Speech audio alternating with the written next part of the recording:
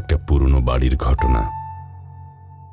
বাড়িটি ছিল একদম নির্জন এলাকায়, বেশ পুরনো, এবং সেখানে কোনো মানুষের বসবাসও ছিল না। একদিন এক যুবক বন্ধু তার কিছু সহকর্মীকে সঙ্গে নিয়ে বাড়িটিতে বেড়াতে গিয়েছিল। মূলত বাড়িটি দেখতে গিয়েছিল। তারা সেখানে কয়েক ঘন্টা সময় কাটাতে চেয়েছিল, কিন্তু ঘরটি ছিল অত্যন্ত অন্ধকার এবং ভয়ানক। তারা যতই বাড়ির ভেতরে প্রবেশ করছিল, ততই তাদের মনটা বিষণ্ণ হয়ে যাচ্ছিল। আর একটা অদ্ভুত ঠান্ডা বাতাস তাদের গায়ে লাগছিল। এমনকি বাড়ির তাপমাত্রা ছিল অত্যন্ত ঠান্ডা। তারা কথা বলার সময়ও অদ্ভুত এক নীরবতা অনুভব করছিল। কয়েক মিনিট পর তারা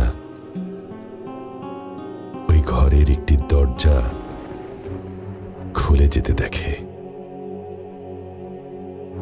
তারা সেখানে প্রবেশ করে, দেখে একটি পুরনো আয়না, যার সামনে অদ্ভুত একটা মানুষ দাঁড়িয়ে। সে মানুষটার চোখ দুটো ছিল অন্ধকার, যেন কিছুই দেখা যাচ্ছে না। দ্রুত তারা ঘর থেকে বেরিয়ে আসে, কিন্তু দরজার বাইরে গিয়ে দেখে সেই অদ্ভুত মানুষ তাদের পেছনে এসে দাঁড়িয়ে আছে এবং অদ্ভুত রকম ভাবে হাসে। আতঙ্কিত হয়ে তারা দৌড়ে বাড়ি থেকে বেরিয়ে যায়। বাড়ির আশেপাশে আর কেউ ছিল না।